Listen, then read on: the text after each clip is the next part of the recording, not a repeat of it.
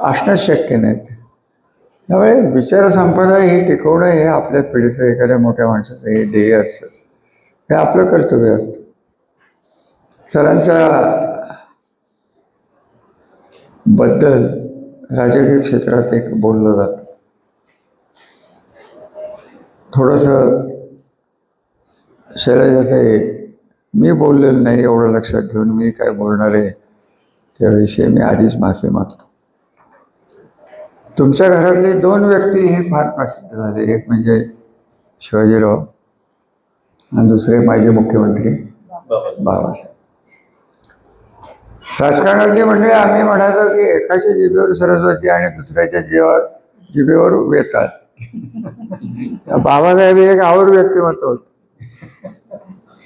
आता तुम्ही साधेपणा सरांचं सांगता, मी या माजी मुख्यमंत्र्याला सर्किट हाऊसमध्ये बसलो तेव्हा साधं शेंगा खात बसलो, त्याला ते भरपूर आवडायचं. दिलीपराव माझे मित्र आहेत, जज माझे मित्र आहेत, त्यामुळे त्या घराशी त्यांची कन्या आहे मला वाटतं, ती अधनमधनं येत होती माझ्याकडे, कारण मंत्रालयाच्या समोरच राहतात. कसं का असताना वेताळ असेल नाही तर सरस्वती असेल, एक दैवी शक्ती या कुटुंबाला मिळालेली. आणि त्याच्यातला एक भाग शिवाजीराव इथं आपल्याकडे आले. मी काही या कॉलेजमध्ये कधी शिकलो नाही, मी फर्ग्युसनमध्ये होतो. आणि आत्ता कोणीतरी म्हणलं की सर बोलले की मी पुण्याचे संस्कार अर्धवट सोडून आलो. मी पुणेरीच राहिलेलो आहे, कुठे आहेत ते, मी पक्का पुणेरी आहे सर, मी काही संस्कार विश्वास सोडलेले नाही. माझा जन्म पुण्यातला आहे, शिक्षण पुण्यातलं आहे, भावेशकुतूसारख्या शाळेत शिकलो, फर्ग्युसनसारख्या कॉलेजमध्ये शिकलो. नंतर LLB केलं, ते सिद्धार्थमध्ये गेले. राजाभाऊ म्हणले चला तिकडं, तो आला म्हणून मला ते आठवलं. माझ्या डोक्यात होतं की मला डिस्ट्रिक्ट कोर्टात काही फारसा इंटरेस्ट होता. विजयराव मोहिते नाव ऐकलं असेल तू, म्हणजे आत्ताचे जज आहेत त्यांचे वडील, ते माझे सिनियर होते. मला ते नेहमी म्हणायचे की रामराजे तुम्ही सोडू नका प्रॅक्टिस, कारण ओढा माझा हा LLM आणि तिकडंच होतं खरं सांगायचं. नंतर शिकवायला लागलो मी. आजही मी तुम्हाला सांगू का, मला काही तुम्ही सगळे प्राध्यापक मंडळी, मला माहीत नाही तुमचे स्वतःचे अनुभव काय, परंतु माझ्या आयुष्यात सगळ्यात चांगला दिवस सकाळी उठून एखादं लेक्चर, आणि विश्वनाथ तेही लिगल, इंडियन लिगल हिस्ट्रीसारख्या वृक्ष विषयात, ज्या विषयात विद्यार्थी येत नव्हते अशा विषयात विद्यार्थ्यांना सांगून त्यांना त्याच्यात रस तयार करून त्यांच्या डोक्यापर्यंत, लेवलपर्यंत पोचवणं, हे एखाद्या लेक्चरमध्ये बसलं की माझा दिवस चांगला व्हायचा. आता बाकीचं काय होतं, आपल्या लोकांची एक वाईट सवय आहे की आपण जे काही वाचलेलं असतं ते आपण अपडेट करत नाही. माझं म्हणणं आहे स्पष्ट. आणि आता अपडेटिंगची तर इतकी गरज राहिलेली आहे. शिवाजीरावांच्यासारखी बुद्धिमत्ता, शिवाजीरावांसारखं, मी एकदा त्यांना विचारलं, मॅडम सर तुम्ही एवढं वाचता, बोलता, तुम्ही वाचता किती? नाही म्हणे मी 15 मिनटं वाचता झोपायचं. या माणसाचं सगळं कर्तृत्व, जीवन, वक्तृत्व हे सगळं अचाटच होतं. मी पुण्यात जिथे राहतो ते शेजारी PYC ग्राउंड, तिथं मी बसलो होतो, रात्रीचं काहीतरी करत बसलो होतो. अचानक भाषण सुरू झालं, तेव्हा मी शिवाजीरावांचं नावच ऐकलं नव्हतं. माझ्या घरातनं साधारणतः 500 मीटरवर PYC ग्राउंड आहे, तिथं सरांचं भाषण 1.5 तास मी इतक्या लांबनं ऐकलं. आणि तेव्हा मी ठरवलं की यांना भेटणं गरजेचं आहे. आणि नशिबाने मी इथं आलो आणि माझी त्यांची ओळख झाली. फार सहवास लावला नाही त्यांचा, कारण सर हे एक आपल्याला तसे कमीच मिळाले नाही. विश्वनाथ ते गेले, ते महाराष्ट्रालाच गेले, देशातच गेले. आणि विवेकानंदासारख्या थोर महात्म्यावर तितक्याच मोठ्या पातळीवर विचार व्यक्त करणं, आणि तेही अगदी पुण्याच्या विद्वानांच्या समोर बोलणं ही सोपी गोष्ट नाही. जगात सगळे विद्वान असतील, पण पुण्यातले विद्वान हे खरे विद्वान असतील असं तर आम्ही मानतो. तुम्ही मानाल ना मानाल, आम्ही मानतोच. आमचं मराठी हेच करेक्ट मराठी. पुणेरी स्वभाव, मिसळ खाल्ल्याशिवाय दिवस जात नाही, हे करायलाच लागतं आम्हाला. ते इथं मिसळ मिळत नाही असं वयानुसार थोडंसं पाळायला लागलं, नाही म्हणलं. जास्त मी काय बोलत नाही मॅडम, आपलं स्वागत आहे. सरांच्याबद्दल बोलावं तेवढं थोडं आहे. आणि संस्थेने दोनच गोष्टी करायला लागणार आहेत. सरांची व्याख्यानं, साहित्य हे आपल्याला डिजिटलाइज करायला लागणार आहे. कोण बघणार आहे ही जबाबदारी. कदम सर तुम्ही माझ्याकडे या. माझी तक्रार आहे की तुम्ही माझ्याकडे येत नाही. संजू प्रोफेसर नव्हते, मी होतो, त्यामुळे माझ्याकडे या. माझ्या डोक्यात जे सुपीक येतं ते संजू बाबांना आपलं ते सांभाळतात सगळं. निकम सर असतात, ते चाललंय आपलं काय म्हणणं. माझ्या डोक्यातल्या सुपीक आयडिया, अहो मी अर्धवट वकील पण आहे. होतोच ना. अरे पहिली केस चालवली विश्वनाथ, 302ची चालवली, काय म्हणणं तुझं, ॲक्विटल घेतलं, तरी मला समाधान नव्हतं. समाधानच नव्हतं. 302 म्हणजे खून. आजकाल काय ते BNA मध्ये काय झालंय ते काय माहिती, कारण ते काही कधी फारसं पटलं नाही. पण शिक्षण क्षेत्रात मी रमलो होतो, दुर्दैवाने ते सुटलं. आणि नसत्या क्षेत्रात आलं 40 वर्ष आयुष्याची वया घालवली. ठीक आहे, तुम्ही म्हणाल रामराजे सभापती पदापर्यंत गेलो. पद ही मोठी तुम्हाला करत नाहीत, त्या पदाचा वापर तुम्ही कसा करता हे अत्यंत महत्त्वाचं आहे. आणि हे खरं सांगायचं जसं मी एवढं पोटतिडकीने का बोलतो, मला आपली तर काही फारशी काळजी वाटत नाही, विश्वास. कारण आपलं संपलं आहे, जे काय आहे ते संपलं. हे पुढे बसलेली तरुण मंडळी आहे, ही ती नाही, त्यांच्यासाठी नाही यांच्या ते तुमच्यासाठीच चाललंय. त्यांच्यासमोरचं चित्र ते काही फारसं आशादायक नाही सर्वार्थाने. हे तरुण पिढीला कुठं जावं हे बरोबर माहिती असतं. शिक्षणाच्या बाबतीत माझ्याकडे मुलं नेहमी नोकरीला येतात. 10-20 मुलं नेहमी माझ्याकडे, मुली आल्या की मॅडम मला फार बरं वाटत सुरुवातीला.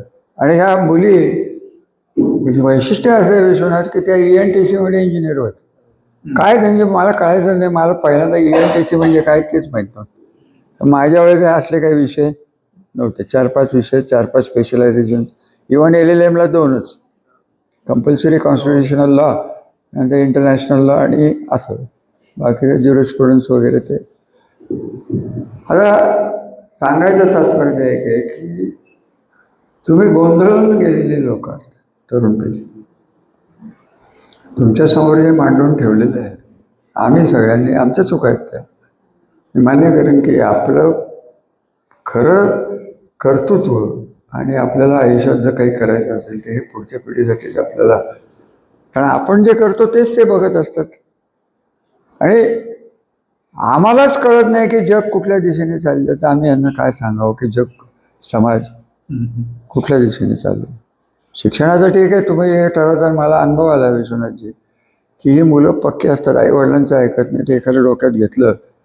आता मॅडम इथं बाहेर शिकलेली इतकी मुलं आहेत अजूनही बाहेर, मी त्या मुलांचे सगळ्यांचे पत्ते घेऊन ठेवतो. इथं शिकून बाहेर गेलेली मुलं.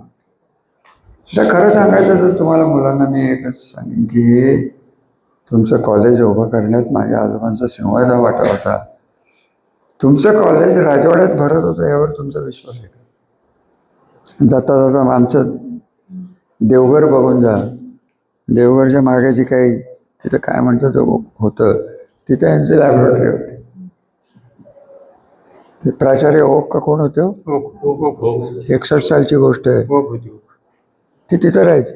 म्हणजे इतकं इन्फ्रास्ट्रक्चर कमी असताना आपण हे वाढवत नेलेलं, त्याचा उपयोग सर्वसामान्य माणसाचा. तू बोलास ते बरोबर आहे की तुझ्या घरचं जी काही परिस्थिती होती, ही कॉलेजेस नसती तर तू पुढेच जात नव्हतं. हे सरळ गोष्ट आहे विश्वनाथ. हे वकील साहेबांचं जिवंत उदाहरण आहे की आमच्या घराण्यानी खरं जर बघितलं तर मुदोजीरावांनी 1894ला काढलेली शाळा ही एक शैक्षणिक क्रांती होती. 1894 म्हणजे तुम्हाला किती वर्ष झाली मला सांगा. आणि संस्थानिकांना स्वतःच्या कॉलेजमध्ये आणि स्वतःच्या जनतेला ज्ञानी करायचं कारण काय? राजाला अज्ञानी प्रजाच जास्त आवडते, आणि तेच आपलं झालेलं आहे लोकशाहीच्या राज्यात. खरंच आहे ते. अतिशहाणे असले की आपले आतच जायची वेळ येते.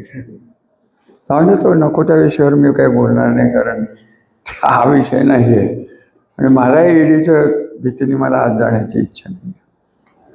सांगायचं तात्पर्य एकच आहे की मुलांना भरपूर शिका, मन लावून शिका.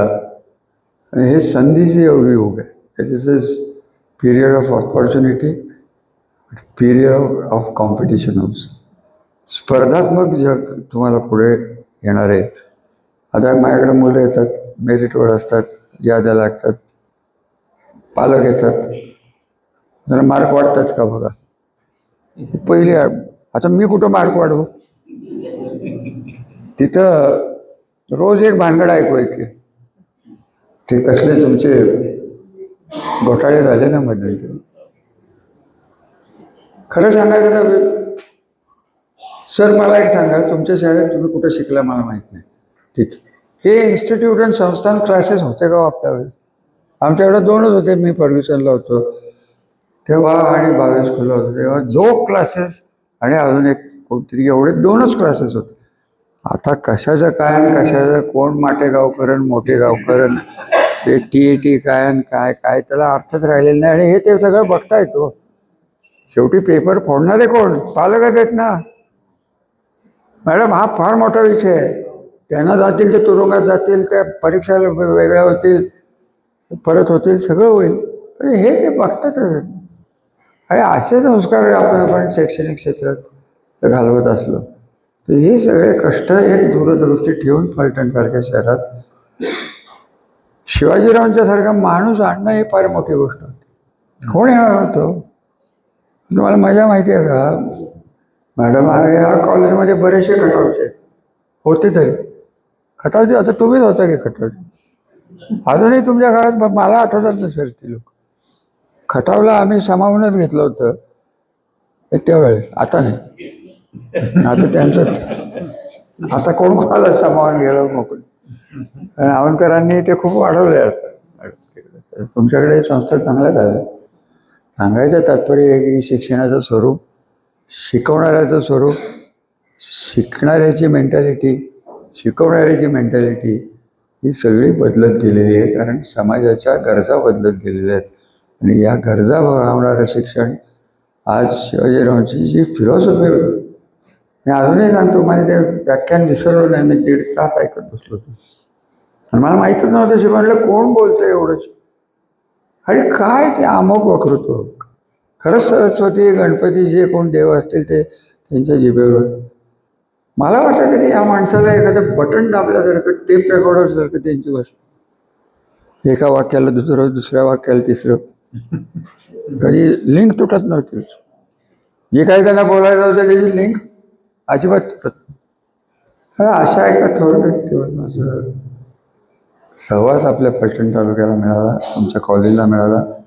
हे तुमचं दुर्भाग्य आहे की तुम्ही त्यांना बघू शकला नाही. परंतु आता आम्ही डिजिटलायझेशनच्या माध्यमातून शिवाजीरावांची विचारधारा हे आपण परत करू, हे आवाहन मी करतो. आज मॅडम तुम्ही इथं आला, तुमची ओळख झाली. बापू तुमचे भाऊ हे तर मित्रच होते माझे, आहेत चालू. नंतर बाबासाहेबांचं मी सांगितलं, दिलीपरावचं सांगितलं. शिवाजीरावांना नाही म्हणलं तरी मी जरा घाबरायचोच खरं सांगायचं. कारण ते नावच इतकं मोठं होतं. ते इथं असताना मी एवढ्या मोकळेपणाने बोललोच नसतो. पहिल्यांदा मी बोललोच नसतो, हातातच घेतलं नसतं. आणि मी तसं केलं होतं एकदा. खटावला कुठला तरी कार्यक्रम होता, शिवाजीरावाचं शेवटचं होतं. मी 2 वाक्य बोललो. पवारसाहेब होते तिथे. म्हणजे आता मला काय बोलायचं नाही, शिवाजीराव तुम्हीच बोला. आता त्यांच्याजवळ काय आपण बोलणार आहे? ह्या सद्गुणाचं आपल्या एका स्टेजवर असला ते आपल्याला इन्फिरिटी कॉम्प्लेक्सच जास्त येणार. त्यांच्यासमोर काय? आणि समोरच्या माणसाला आपल्याला थोडंच ऐकायचं. शिवाजीराव जेव्हा हाताला बसले की प्रेक्षकांना काय वाटतं, ते हे म्हातारा जाऊन द्या, ते लवकर येऊन. असं ते सगळं मोठ्या व्यक्तिमत्वाची माणसं, देवाची देणगी असलेली माणसं आणि विचारधारा सोडून गेलेली माणसं, ती जपणं बाकी आपलं कर्तव्य आहे. मी तिसऱ्यांदा आपल्याला सांगतोय की पुस्तकंही डिजिटलाइज करून घ्या. भाषणं मला वाटतं टेप रेकॉर्डेड आहेत, बहुतेक कॅसेट आहेत, ते आपल्याकडे ठेवायला पाहिजे सर. यांना ते ऐकवायला पाहिजे. हे कसं करायचं बघा. मग तुम्हाला जमलं, तुम्ही ऑटोनॉमस नाही ना, कदाचित ऑटोनॉमस असाल नाही तर नसाल. शिवाजीराव भोसले नावाचा विषयच तुम्ही शिकवायला लागला. मग काय होईल? हे तो रेकग्नाइज नसेल विश्वनाथ, नाही तर असेल.